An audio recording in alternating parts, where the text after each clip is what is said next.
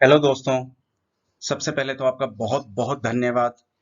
बहुत लोगों के रिस्पॉन्स आए हैं नए से मॉक टेस्ट सीरीज के ऊपर। काफी लोग उन वीडियोस को देख रहे हैं, एडवांटेज ले रहे हैं और पास हो रहे हैं। Again thank you very much for that kind of response. अब हम शुरू करते हैं अपना IRDA certification mock test series का सेकंड मॉक टेस्ट वीडियो। तो लीजिए, फर्स्ट क्वेश्चन से हम स्टार्ट करते हैं। Which among the following can be categorised under contingencies product. तो देखिए, कंटीजेंसीज प्रोडक्ट का मतलब हुआ कि कौन से ऐसे कैटेगरी में डिवाइड कर सकते हैं जो कि कंटीजेंसी प्रोडक्ट है, मतलब इमरजेंसी प्रोडक्ट है। तो देखिए, bank deposit, life insurance, shares, bonds. तो देखिए, कंटीजेंसी का मतलब वो इमरजेंसी प्रोडक्ट की कभी कोई मिस हैपनिंग हो जाती है, तो मान लीजिए एक फैमिली मेंबर्स हैं और उसमें एक ब्रेड अर्नर है, और ब्रेड अर्नर को अगर कुछ हो जाता है तो फिर वो जो लाइफ इंश्योरेंस कंपनी जिससे उसने लाइफ इंश्योरेंस का कवर लिया होता है, वो कंपनी उसकी वो फाइनेंशियल हेल्प करती है, और इस तरह से उसको लाइफ इंश्योरेंस को कंटीजेंसी प्रोडक्ट बोलते हैं। Which of the below can be categorized under wealth accumulation product? देखिए, वेल्थ एक्यूमुलेशन प्रोडक्ट किसको बोलते हैं? Bank deposit, life insurance, general insurance. तो देखिए, bank deposit wealth accumulation product नहीं बोलते, बिकॉज बैंक डिपॉजिट्स के ऊपर बहुत कम रेट ऑफ इंटरेस्ट मिलता है। लाइफ इंश्योरेंस एक इमरजेंसी और कंटीजेंसी प्रोडक्ट है। जनरल इंश्योरेंस एक तरह से हमारे फर्नीचर, फिक्सचर्स, हाउस, कार, इस तरह के सभी एसेट्स को कवर करता है, जो कि अगर उसका लॉस होता है तो उसका पेमेंट मिलता है। जबकि डी है शेयर्स। जब आप शेयर्स और इक्विटी मार्केट में आप इन्वेस्ट करते हैं तो over a long period of time equity की बहुत अच्छी रिटर्न्स आती है, और इसीलिए उसको बोलते हैं लॉन्ग टर्म के लिए कि शेयर्स और इक्विटी एक वेल्थ एक्यूमुलेशन प्रोडक्ट है। देखिए, dash is a rise in the general level of prices of goods and services and economy over a period of time. तो देखिए, इन्फ्लेशन है अब इसमें ऑप्शंस थे हमारे पास: deflation, inflation, stagflation, hyper inflation. तो इसका हमारे पास आंसर है inflation is the rise in the general level of prices of goods and services and an economy over a period of time. Inflation का क्या मतलब हुआ? जनरल जब किसी गुड्स और सर्विसेज के जनरल प्राइस इंक्रीज होते हैं तो उसको बोलते हैं over a period of time inflation. Deflation इसका बिल्कुल रिवर्स होता है। अगर एक over a period of time अगर prices of goods and services अगर डिक्रीज होते हैं तो उसको बोलते हैं डिफ्लेशन। देखिए, स्टैगफ्लेशन क्या हुआ? Stagflation is characterised by slow economic growth and relatively high employment or economic stagnation, which is at the same time accompanied with rise pricing। इसका मतलब क्या हुआ कि इन्फ्लेशन से थोड़ी सी और इमरजेंसी सिचुएशन हो गई, प्राइसेस इंक्रीज हो रहे हैं, डिमांड नहीं है, अनएम्प्लॉयमेंट है। Stagflation can also be determined और alternatively be defined as the period of inflation combined with a decline in gross domestic product. तो जैसे अगर हम थोड़ा बहुत कोरिलेट करना चाहें तो हम ये कह सकते हैं कि कोविड के टाइम पर जब प्राइसेस भी इंक्रीज हो रहे हैं और जीडीपी भी डाउन हो रहा है, तो हम ये कह सकते हैं कि एक तरह से स्टैगफ्लेशन की सिचुएशन भी हो सकती है। हाइपर इन्फ्लेशन क्या होती है? Hyper inflation is a term to describe rapid, excessive and out of control general prices in economy. अगर कभी प्राइसेस गुड्स और सर्विसेज के बहुत तेजी से बढ़े, आउट ऑफ कंट्रोल मैकेनिज्म से बढ़े, तो उसको बोलते हैं हाइपर इन्फ्लेशन। थोड़ा अगर हम इसको और कैटेगराइज करना चाहें तो hyper inflation is a rapid rising inflation typically measuring than 50% per month. इसका मतलब हुआ था कि गुड्स और सर्विसेज के जो प्राइसेस हैं 50% पर मंथ के हिसाब से बढ़ जाते हैं, तो वो हाइपर इन्फ्लेशन हो जाता है। Which of the below is not a strategy to maximise discretionary income. देखिए, इसमें है कि ऐसी कौन सी स्ट्रेटेजी नहीं है जो कि आपकी डिस्क्रिशनरी इनकम को मैक्सिमाइज करती है। तो डेट रिस्ट्रक्चरिंग ये मैक्सिमाइज करती है डिस्क्रिशनरी इनकम को, क्योंकि डेट रिस्ट्रक्चरिंग क्या होता है? मान लीजिए मेरे पास कोई लोन्स हैं, वो 15%, 17% हायर रेट ऑफ इंटरेस्ट के ऊपर है। अब मैं उसको अगर रेट ऑफ इंटरेस्ट, अगर मेरे को कहीं दूसरा कोई लोन मिल जाता है जो कि कम रेट ऑफ इंटरेस्ट पर, और मैं उसको मूव कर देता हूँ, तो डेट रिस्ट्रक्चरिंग हो गई, और उसकी वजह से मेरी सेविंग्स होगी, तो वो मेरी डिस्क्रिशनरी इनकम बढ़ जाती है। लोन ट्रांसफर जो मैंने अभी आपको बताया वहीं इसी तरह से है कि अगर मैं हायर रेट ऑफ इंटरेस्ट से अगर लोअर रेट के ऊपर अपना लोन ट्रांसफर कर देता हूँ तो उससे भी मेरी इनकम बढ़ जाती है। इन्वेस्टमेंट रिस्ट्रक्चरिंग, अगर मैं कोई ऐसा इन्वेस्टमेंट करता हूँ जिसमें मेरी पहली रिटर्न्स कम है और अब अच्छी आ रही है, तो वो भी मेरी डिस्क्रिशनरी इनकम को मैक्सिमाइज करती है। बट देखिए, इंश्योरेंस जो परचेज है वो डिस्क्रिशनरी इनकम को परचेज को मैक्सिमाइज नहीं करती, क्योंकि इंश्योरेंस एक इमरजेंसी पर्पज में यूज करते हैं। जनरली एक ब्रेड अर्नर है, कोई फैमिली डिपेंडेंट है, अगर उसको कुछ मिसहैपनिंग हो जाती है और उसका इंश्योरेंस कवर है, तो उसके नहीं रहने पे या उसकी डेथ होने पे या किसी भी तरह की और कोई इस तरह की डिजीज हो जहां पर वो काम ना कर पाए तो अलग अलग तरह के इंश्योरेंस प्रोडक्ट आते हैं और फिर वो फैमिली को इनकम मिल जाती है इन इंश्योरेंस प्रोडक्ट। तो बट ये इंश्योरेंस प्रोडक्ट है वो किसी इमरजेंसी के लिए यूज किए जाते हैं, ना कि किसी इनकम को मैक्सिमाइज करने के लिए। तो हमारा आंसर हुआ insurance purchase. Which among the following is an intangible product? देखिए इंटेंजिबल प्रोडक्ट कौन सा हुआ? Car, house, life insurance, shop. Intangible product जिसको हम फील कर सकते हैं बट हम टच फील नहीं कर सकते, जैसे कार, हाउस, शॉप, ये सभी फिजिकल एसेट्स है, इसको हम टच कर सकते हैं, फील कर सकते हैं। लाइफ इंश्योरेंस एक तरह से कॉन्ट्रैक्ट होता है, एक तरह का एब्स्ट्रैक्ट है, इसलिए इसको हम बोलते हैं intangible product. The premium paid for whole life insurance is dash than the premium paid for term insurance. तो देखिए सबसे पहले हम आपको डिफरेंस बताएंगे कि टर्म इंश्योरेंस और होल लाइफ इंश्योरेंस में डिफरेंस क्या होता है। Term insurance is purely an life insurance cover plan. कहने का मतलब ये है कि अगर कोई ब्रेड अर्नर, अगर कोई फैमिली का मेन मेंबर जो अर्निंग मेंबर है, अगर वो कोई टर्म इंश्योरेंस या टर्म इंश्योरेंस लेता है, तो इसका मतलब क्या होगा कि वो एक पर्टिकुलर, लेटर सपोज उसने 1 करोड़ का कवर लिया और मान लीजिए कि वो 20,000 रुपए का प्रीमियम पेमेंट कर रहा है।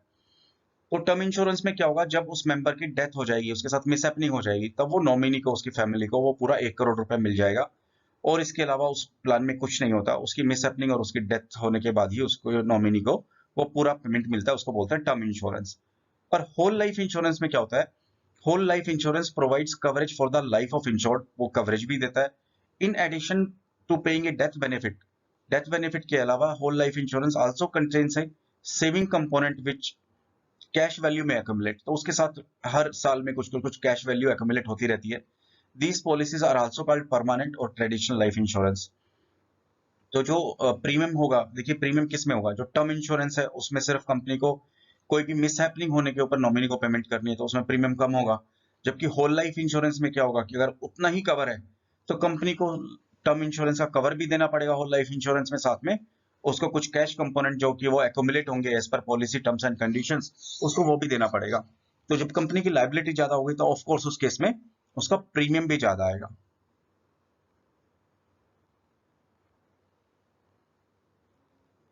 ठीक है, तो इसका हमारा आंसर हो गया, premium paid for whole life insurance is higher than the premium paid for term insurance. क्योंकि टर्म इंश्योरेंस में सिर्फ लाइफ कवर मिलता है, जबकि होल लाइफ इंश्योरेंस में, जिसको ट्रेडिशनल प्लान भी बोलते हैं, लाइफ कवर के साथ साथ कैश कंपोनेंट भी मिलता है मैच्योरिटी पर या डेथ पर। Dash life insurance page of A policy holders mortgage in the event of the persons death. तो देखिए क्या होता है इसमें, मॉर्टगेज लाइफ इंश्योरेंस, इसका आंसर है mortgage life insurance page of policy mortgage in the event of person death. ये मैं आपको एक्सप्लेन करता हूँ कि मॉर्टगेज इंश्योरेंस होती क्या है। मान लीजिए हमने किसी घर के लिए या किसी प्रॉपर्टी के लिए लोन लिया। अब लोन का टेन्योर है 10 साल। बाई चांस अगर 5 साल में, 3 साल में अगर कभी भी पॉलिसी होल्डर की या जिसने लोन लिया अगर उसकी डेथ हो जाती है, तो वो इंश्योरेंस पॉलिसी जो कंपनी होती है वो क्या करती है, जितना लोन अमाउंट बाकी रह गया है उसका, वो उस लोन कंपनी को, फाइनेंस कंपनी को वो पेमेंट कर देती है। तो उसको बोलते हैं मॉर्टगेज इंश्योरेंस। तो एक तरह से इसके अंदर फैमिली सेफ रहती है। अगर किसी चीज के लिए लोन लिया हुआ है और लोन लेने वाला अगर किसी उस पर्टिकुलर टाइम पीरियड में डेथ हो जाती है, तो वो जो उसका लोन का पैसा है वो पेमेंट जो करती है वो इंश्योरेंस कंपनी करती है, उसको बोलते हैं मॉर्टगेज इंश्योरेंस। फॉर एग्जाम्पल किसी ने होम लोन लिया मान लीजिए 1 करोड़ का, और मान लीजिए 5 साल के बाद उसका होम लोन बच गया 75 लाख रुपए, और वो पेमेंट कर रहा है और उसके बीच में उसकी डेथ हो गई। तो जब मॉर्टगेज इंश्योरेंस होगा तो वो जो 75 लाख की पेमेंट है वो इंश्योरेंस कंपनी उस लोन कंपनी जहां से लोन लिया हुआ है उस फाइनेंस कंपनी को पेमेंट कर देगी और उस पर्टिकुलर पर्सन की लाइबिलिटी खत्म हो जाएगा। तो इसका हुआ मॉर्टगेज। टर्म इंश्योरेंस तो आपको पता ही है, टर्म इंश्योरेंस होता है कि अगर किसी ने टर्म इंश्योरेंस लिया, उसकी मिस हैपनिंग हो गई, तो उसको जितने का टर्म इंश्योरेंस लिया हुआ वो मिल जाएगा। होल लाइफ इंश्योरेंस मैंने लास्ट टाइम भी डिस्कस किया था कि term insurance plus cash component, उसको बोलते हैं होल लाइफ इंश्योरेंस। एंडोमेंट भी जनरली इसी तरह का होता है कि आपको कैश कंपोनेंट भी मिलेगा और साथ साथ में आपको टर्म इंश्योरेंस भी मिलेगी। तो इसमें मॉर्टगेज इंश्योरेंस इसका आपका आंसर हुआ। The dash the premium paid by you towards your life insurance, the dash will be the compensation paid to the beneficiary in event of your death। तो देखिए इसका आंसर है, दोनों में हमारे पास ए हायर एंड हायर। अब इसको फिल करके देखते हैं। The higher the premium paid by you towards your life insurance, the higher will be the compensation paid to the beneficiary in the event of death. देखिए अगर ज्यादा का life cover है तो ज्यादा प्रीमियम पेमेंट करेंगे, ज्यादा पेमेंट करेंगे, ज्यादा लाइफ कवर होगा तो उसका डेथ होने के बाद जो बेनिफिशियरी है उसको कंपनसेशन भी ज्यादा मिलेगा। Hence answer is a. The higher the premium paid by you towards life insurance, the higher will be the compensation paid to the beneficiary in event of death. Which of the below option is correct with regards to a term insurance plan? इसके options देखिए, term insurance plan comes with the life long renewability option, ये गलत है, क्योंकि term insurance का मतलब हुआ एक पर्टिकुलर टर्म के लिए जो इंश्योरेंस लेते हैं, maybe 5 year, 10 year, 20 year, 40 years, 50 years. नाम ही इसका है टर्म इंश्योरेंस, एक पर्टिकुलर टर्म के लिए लिया हुआ insurance plan. All term insurance plan comes with a built in disability rider. तो देखिए, डिसेबिलिटी राइडर मैंडेटरी नहीं है कि सभी टर्म प्लान के साथ में आए, ये ऑप्शन होता है जो आपको डिफरेंट डिफरेंट प्लान में चूज करना पड़ता है। तो ये आंसर भी गलत हो गया। All term insurance plan come with inbuilt, inbuilt नहीं होता, आपको चूज करना पड़ता है। थर्ड ऑप्शन है term insurance can be bought as stand alone policy as well as a rider with another policy. This is true, because जब भी कोई इन्वेस्टर, कोई भी पर्सन अगर टर्म इंश्योरेंस पॉलिसी चूज करता है, तो वो उसको ऐसे term insurance stand alone policies भी ले सकता है और उसके साथ में कोई राइडर्स भी ले सकता है, जैसे disability Riders etcetera. Fourth, there is no provision in the term insurance plans to convert it into a whole life insurance plan. तो टर्म इंश्योरेंस प्लान में ये ऑप्शंस होते हैं कि वो इन्वेस्टर्स या जो भी पर्सन जिसने लिया है उसको होल लाइफ इंश्योरेंस प्लान में भी कन्वर्ट कर सकता है, बट वो प्रोडक्ट टू प्रोडक्ट और कंपनी टू कंपनी डिपेंड करता है। Next question, in decreasing term insurance the premium paid dash over time increases, decreases, remain constant or return. देखिए, अगर कोई डिक्रीजिंग टर्म इंश्योरेंस है, इसका मतलब क्या है कि over a period of time जो टर्म इंश्योरेंस कवर है, मान लीजिए अगर मैंने शुरू में अगर 1 करोड़ का टर्म इंश्योरेंस कवर लिया है, तो over a period of time वो कवर है, वो कम होता चला जाएगा। तो मान लीजिए आज 1 करोड़ है, फिर 95 लाख हो गया, फिर 90 लाख हो गया, फिर 85 लाख। बट जब उसका प्रीमियम कैलकुलेट होगा, that will remain constant, because वो जो प्रोडक्ट इनिशियल स्टेज में जब उसको स्ट्रक्चर करते हैं, तो वो आपका प्रीमियम कांस्टेंट कर देता है। बट उसमें आपका जो लाइफ कवर होता है वो डिफरेंट डिफरेंट ईयर्स में चेंज होता रहता है, और वो डिक्रीजिंग टर्म इंश्योरेंस होता है। बट जब डिक्रीजिंग टर्म इंश्योरेंस होता है, तो उसी के बेसिस के ऊपर पहले से जब प्रीमियम कैलकुलेट करते हैं, तो वो प्रीमियम कांस्टेंट ही कैलकुलेट करते हैं कि आपको हर साल एक ही प्रीमियम देना है। तो हमारे पास इसके पास ऑप्शन थे इंक्रीज, डिक्रीज, रिमेन कांस्टेंट और रिटर्न। तो हमारे पास इसका है इन decreasing term insurance the premium paid remains constant over time. जो प्रीमियम है वो हमेशा कांस्टेंट ही रहेगा। देखिए, अगर उसका एक्सप्लेनेशन पढ़ लेते हैं, life insurance provides coverage for the life of the insured.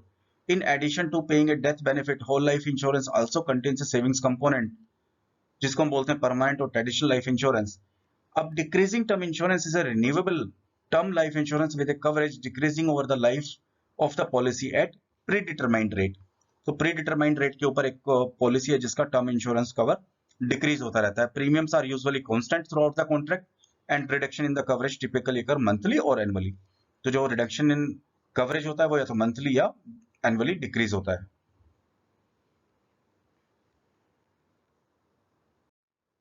Using the conversion option present in a term policy you can convert the same, जैसे हमने लास्ट टाइम भी डिस्कस किया था। अगर आपके पास अगर उसमें कन्वर्जन ऑप्शन है, तो टर्म पॉलिसी को होल लाइफ पॉलिसी में कन्वर्ट किया जा सकता है। ये हमारे पास ऑप्शन थे whole life policy, mortgage policy, bank FD, decreasing term insurance policy. तो हम टर्म इंश्योरेंस जो stand alone term insurance policies होती है उसको हम होल लाइफ पॉलिसीज में कन्वर्ट कर सकते हैं। इसका एक्सप्लेनेशन है, conversion privilege is an insurance policy in which insurer is required to renew or update the policy regardless of insured health. An insurance policy which is a typical, this type of provision allows the insured to switch to a different type of policy without submitting a physical examination. Generally वो एक policy से दूसरी policy में convert हो जाती है। What is the primary purpose of a life insurance product? तो देखिए, लाइफ इंश्योरेंस प्रोडक्ट का प्राइमरी पर्पस क्या है? हमारे पास ऑप्शन है tax rebate. No, this is not the primary, secondary हो सकता है बट प्राइमरी ऑब्जेक्टिव नहीं हो सकता, बिकॉज लाइफ इंश्योरेंस प्रोडक्ट है, उसका प्राइमरी ऑब्जेक्टिव है कि किसी भी जो ब्रेड अर्नर है उसका अगर कोई मिसहैपनिंग और डेथ होता है, तो फैमिली को किसी पर डिपेंडेंसी ना हो, और एक इंश्योरेंस कंपनी उसको वो पेमेंट कर पाए बेनिफिशियरी को in unforeseen situation of a death of the family. तो हमारे पास इसमें ऑप्शन है tax rebate, safe investment avenue, protection against the loss of economic value of an individual's productive abilities and wealth accumulation। Life insurance कभी wealth accumulation product नहीं है, safe investment Avenue भी नहीं मान सकते, हेंस आंसर इज सी। इसमें protection है against the loss of economic value of an individual. Individuals को इकोनॉमिक वैल्यू में कन्वर्ट करते हैं, उसको बोलते हैं human life value, hence answer is C. Which of the below statement is incorrect with regards to decreasing term insurance? Decreasing term insurance मैंने आपको बताया था कि जब हर साल या हर मंथ एक पर्टिकुलर पीरियड ऑफ टाइम के ऊपर लाइफ कवर अगर डिक्रीज होता रहता है तो उसको हम बोलते हैं डिक्रीजिंग टर्म इंश्योरेंस। इसके ऑप्शंस हैं, इनकरेक्ट स्टेटमेंट पूछा है तो देखिए death benefits amount decreases with the term of the coverage, तो ये ट्रू है। Premium amount decreases with the term of coverage, तो हमने लास्ट टाइम क्वेश्चन में पूछा था जब प्रोडक्ट स्ट्रक्चर करते हैं तो प्रीमियम उसमें कांस्टेंट रहता है। प्रीमियम को जो ड्राइव किया जाता है वो ड्राइव ही इस तरह से किया जाता है जब करते हैं कि किस किस तरह से वो प्री डिटरमाइंड उसका लाइफ इंश्योरेंस कवर है वो डिक्रीज होगा, तो प्रीमियम कभी भी उसमें चेंजेस नहीं होता, प्रीमियम कांस्टेंट ही रहता है। Premium remains level throughout the term, this is also correct. तो हमारे पास जो ऑप्शन हुआ because premium amount decreases with the coverage, ये गलत है, डिक्रीज नहीं होता है। Mortgage redemption plans are an example of decreasing term insurance. देखते हैं मॉर्टगेज के अंदर क्या होता है। मॉर्टगेज इंश्योरेंस में यही होता है कि लोन लिया हुआ है और लोन धीरे धीरे खत्म होता रहता है, तो लोन के साथ जैसे खत्म रहता है तो उसमें टर्म इंश्योरेंस भी एक तरह से डिक्रीजिंग टर्म प्लान हो गया, तो ये भी राइट ठीक है। क्यों? क्योंकि मॉर्टगेज में क्या होता है जैसे जैसे लोन अमाउंट कम रहता है, जो लोन अमाउंट होगा वही एक टर्म इंश्योरेंस कवर हो जाता है। Mortgage redemption plan is a pure protection term insurance policies catering to the insurer's loan. In this plan, if the life insurer dies within the policy tenure, the lump sum assured is used to pay off all outstanding loan and debt so that the family is not liable to pay any loan. तो इस case के अंदर loan amount जो outstanding होता है वही उसके अंदर सम एश्योर्ड मिलता है, जो कि फाइनेंस कंपनी को जहां से लोन लिया होता है उसको पेमेंट कर दी जाती है ताकि फैमिली को की कोई लाइबिलिटी ना बचे। Which among the following is a non-traditional life insurance product? Non traditional, तो देखिए term insurance, universal life insurance, endowment insurance, whole life insurance. तो देखिए इसका हमारे पास आंसर है यूनिवर्सल लाइफ इंश्योरेंस। अब कैसे एक्सप्लेनेशन समझते हैं। Universal life insurance is a type of permanent life insurance. With a universal life policy, the insured person is covered for the duration of the life as long as they pay the premium and fulfill any other requirement of their policies to maintain the coverage. Like many permanent policies, universal life insurance combines a savings component with the lifelong protection. When you passes away, policy's death benefit is paid to the beneficiaries. देखिए ये non traditional life insurance product जो है वो हमारा universal life insurance हुआ, बाकी term insurance, endowment insurance, whole life insurance are all traditional product. Which of the below statement is incorrect? Variable life insurance is a temporary life insurance policy. Variable life insurance is a permanent life insurance policies. Policy has a cash value account. Policy provides minimum death benefit guarantee. देखिए variable life insurance policies क्या होती है, इसको define करते हैं। Variable life insurance policy से permanent life insurance policy with an investment component. तो ये परमानेंट लाइफ इंश्योरेंस पॉलिसीज होती है, उसमें इन्वेस्टमेंट कंपोनेंट होता है। The policy which has a cash value account which is invested in number of sub accounts available in the policy. Sub account acts as a similar to mutual funds. तो जैसे हमने life variable life insurance policies में लिया, इसमें कुछ amount जो होगा वो तो टर्म इंश्योरेंस में चला जाएगा, कुछ होगा वो इन्वेस्ट कर दिया जाएगा जस्ट लाइक म्यूचुअल फंड। तो इन म्यूचुअल फंड में जो कंपोनेंट जाएगा उसमें इक्विटी की रिटर्न्स आ सकती हैं, डेट की रिटर्न्स आ सकती है अकॉर्डिंग टू द फंड्स की कहां पर इन्वेस्ट किए हुए हैं। The variable component in the name refers to this ability to invest in separate account. तो वेरिएबल यहाँ पर नाम यही आ रहा है कि एक ऐसा उसमें कंपोनेंट होता है जिसको सेपरेट अकाउंट्स में इन्वेस्ट कर दिया जाता है, whose values vary as and when they are invested in stock और बॉन्ड मार्केट। तो देखिए कौन सा स्टेटमेंट इनकरेक्ट हुआ। Variable life insurance is a temporary life insurance, तो वो टेम्पररी नहीं है। Variable life insurance is a permanent life insurance policies, ये परमानेंट लाइफ इंश्योरेंस है। Policy has a cash value account, जो उसके एक पार्ट इन्वेस्ट होता है स्टॉक में, बॉन्ड्स में, उसको हम बोलते हैं cash value account. Policy also provides a minimum death benefit guaranteed, कि अगर पूरी डेथ हो जाती है तो एक मिनिमम डेथ बेनिफिट्स की गारंटी होती है उस पॉलिसीज में। तो हमारा आंसर हुआ variable life insurance is A temporary life insurance policy, this statement is incorrect. तो वेरिएबल लाइफ इंश्योरेंस पॉलिसी आप समझ गए होंगे कि मान लीजिए कोई हम एक्स अमाउंट पेमेंट कर रहे हैं प्रीमियम का, तो उसमें कुछ पोर्शन तो जाएगा वो एक तरह से टर्म इंश्योरेंस या जो लाइफ कवर लिया है उसके अगेंस्ट में जाएगा, बाकी जो अमाउंट बचेगा वो बॉन्ड और stocks just like mutual fund वहां पर कोई ना कोई रिटर्न्स के लिए इन्वेस्टेड रहेगा। What does inter-temporal allocation of resources refer to? Option: postponing allocation of resources until the time is right, allocation of resources over a time, temporary allocation of resources, diversification of resource allocation. Intertemporal allocation means allocation of resources over time. इंटरल, अब इसका थोड़ा सा definition पढ़िए, देखिए। Intertemporal allocation of resources refer to the allocation of resources over a time. One of the principal purpose of saving and investing is to achieve intertemporal allocation of resources, which is both efficient and effective. Effective allocation implies that sufficient funds are available to satisfy successfully the various needs as they arise in the different stages of the life cycle.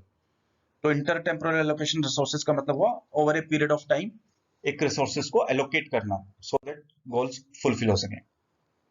Which among the following is the limitation of traditional life insurance?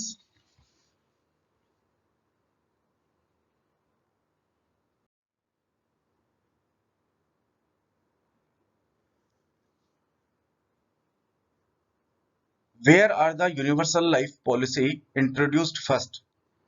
तो देखिए सबसे पहली universal life policy जो introduce हुई थी वो US में हुई थी। ऑप्शन है US, Great Britain, Germany, France. तो US is the answer. Universal life insurance जैसे बताया था टिपिकल परमानेंट लाइफ इंश्योरेंस होती है।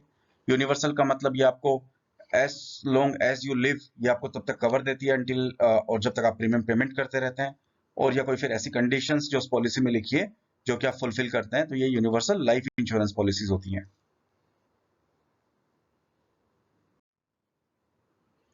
Who among the following is most likely to buy variable life insurance?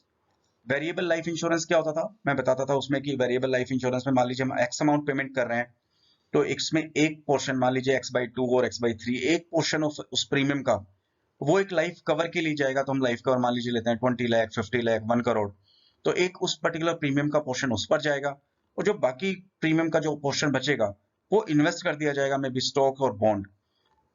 तो जनरली वेरिएबल लाइफ इंश्योरेंस कौन लेता है? जो पीपल, जो लोग थोड़े नॉलेजेबल हैं, इक्विटी में कंफर्टेबल हैं, वो थोड़ा रिस्क भी ले सकते हैं, वो क्या करते हैं कि अपना एक पर्टिकुलर जो प्रीमियम पेमेंट करते हैं उसमें उनको पता है कि एक प्रीमियम का टुवर्ड्स एक पोर्शन जो जाता है वो जाएगा एक लाइफ इंश्योरेंस कवर के लिए, और जो दूसरा पोर्शन है वो जाएगा उनकी रिटर्न्स के लिए, सो दैट उनकी रिटर्न्स भी मैक्सिमाइज हो जाए और उनको एक लाइफ कवर भी मिल जाए। तो इसमें देखिए ऑप्शंस है, people seeking fixed returns, this is not correct. Variable life insurance में ऐसा नहीं होता।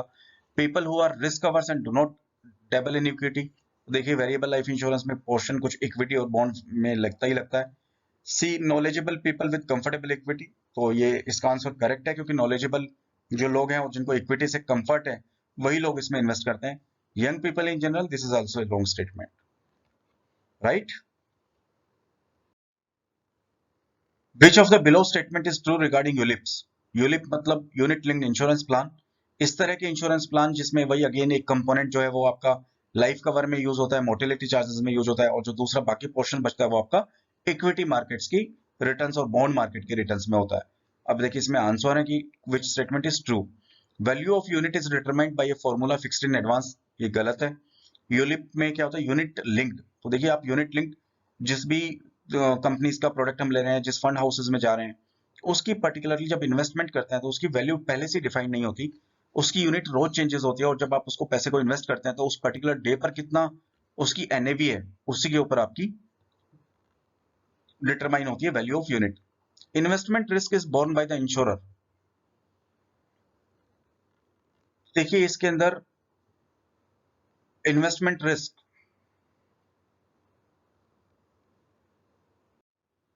देखिए इसके ऑप्शन है value of unit is determined by formula fixed in advance, this is wrong.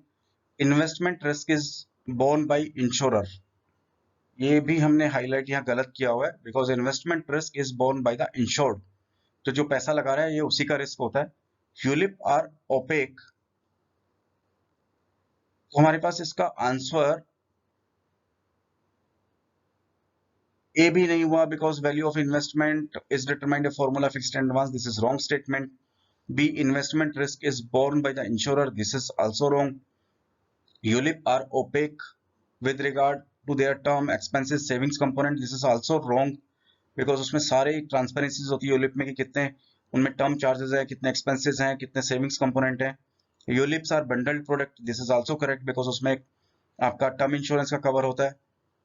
तो आइडियली आपका जो उसमें कोई क्वेश्चंस ही थोड़ा सा मिसगाइड कर रहा है, तो हम इस क्वेश्चन को आपके लिए फिर दूसरे स्लाइड में कवर करेंगे, because statement which statement is correct, तो हमने फर्स्ट देखा रॉन्ग हो गया, सेकंड हमने देखा रॉन्ग हो गया, हमने थर्ड देखा वो रॉन्ग हो गया। आइडियली हमें इसका D ULIP are bundled product that should be the correct answer, because bundled का मतलब क्या हुआ, उसमें रिटर्न्स प्लस टर्म इंश्योरेंस का कवर भी होता है, बिकॉज उसमें लाइफ कवर भी होता है और जो आपका थोड़ा पोर्शन होता है वो आपका इन्वेस्टमेंट भी होता है। तो ideally your answer should be fourth ULIP are bundled product, because investment risk is not borne by the insurer, rather investment risk is borne by the insured.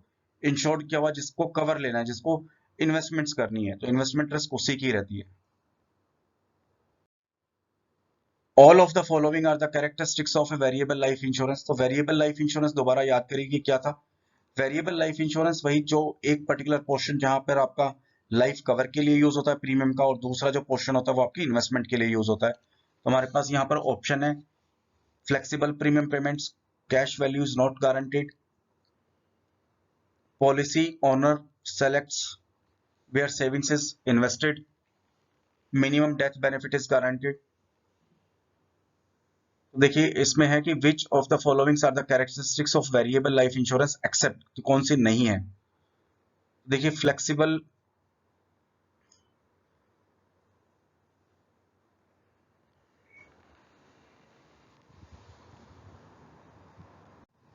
तो देखिए इसमें हमारे पास ऑप्शन है flexible premium payment, cash value is not guaranteed, policy owner selects where savings reserve is invested, minimum death benefit is guaranteed. तो सभी characteristics है। Second भी है because cash value is not guaranteed, because उसमें जो कुछ component होता है वो इक्विटी मार्केट बॉन्ड में लगता है, तो इसलिए वहां पर नहीं है। This is the characteristics. Policy owner selects where the savings reserve is invested, तो ये पॉलिसी ओनर ही सेलेक्ट करता है कि उसको बॉन्ड मार्केट में जाना है, इक्विटी में जाना है, बैलेंस फंड में जाना है, तो ये भी कैरेक्टरिस्टिक्स है। Minimum death benefit is guaranteed, this is also correct, because जब आप ये प्रोडक्ट शुरू में चूज करते हैं तो उसमें एक minimum death benefit already guarantee कर दिया जाता है।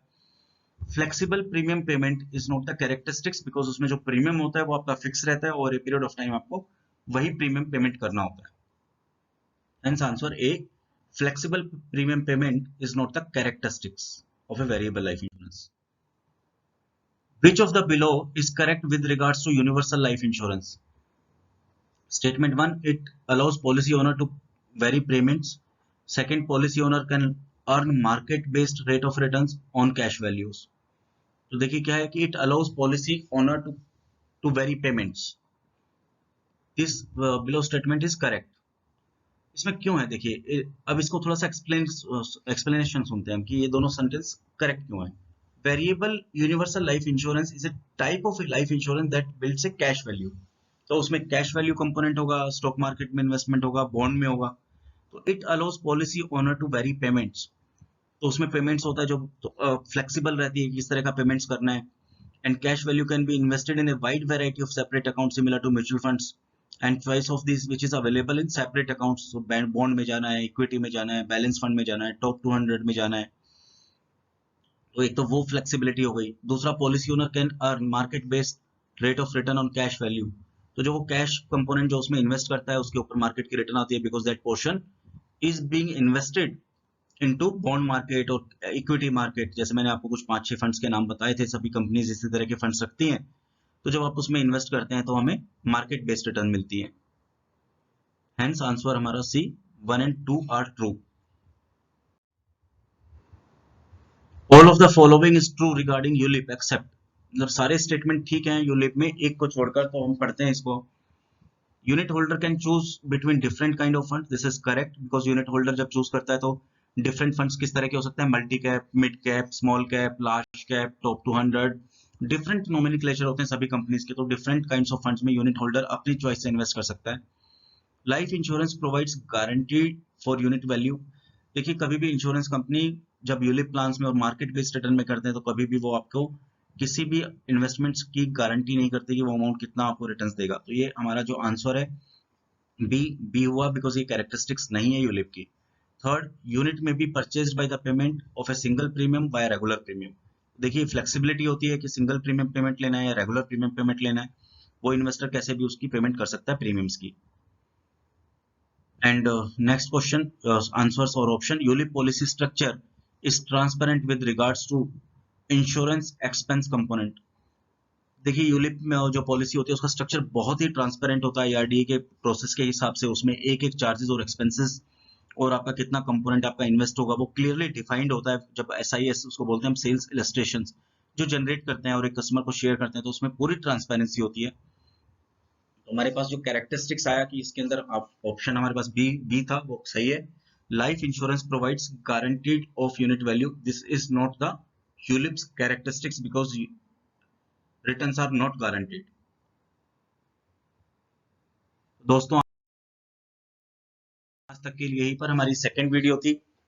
आई एम श्योर आप इन वीडियो को रेफर करेंगे तो अपना IRDA का सर्टिफिकेशन एग्जाम बिल्कुल क्लियर कर पाएंगे। तो इन वीडियोस को देखते रहिए डिटेल में और एग्जाम पास करते रहिए। मेरी रिक्वेस्ट है, अगर आपको ये वीडियो पसंद आई है तो इस अपने चैनल को प्लीज सब्सक्राइब करिएगा, आइकन बेल को दबाइएगा और अपने फ्रेंड्स और फैमिली को रेफर करिएगा। थैंक यू वेरी मच दोस्तों, have a nice day and bye bye.